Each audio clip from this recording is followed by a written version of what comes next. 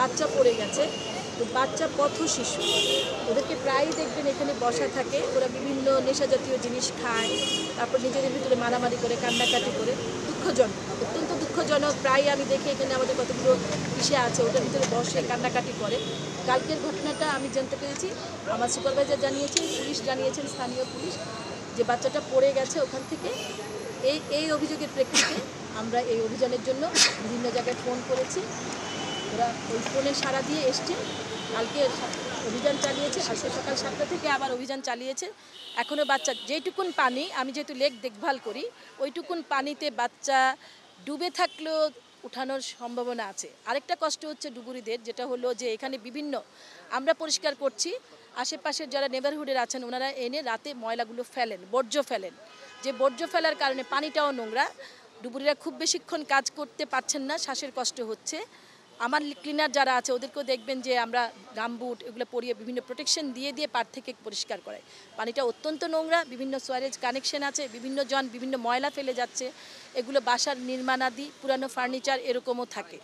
তো যেটি বাচ্চার জন্য দুঃখজনক হলো যে এই পানিতে নেমে ওনারা অনেক কষ্ট করেছেন, কিন্তু মাঝে মাঝে এমনও হয় যে ওদেরকে আমরা এখানেও পাই যে বসে কান্নাকাটি করে এবং নেশা জাতীয় জিনিসে।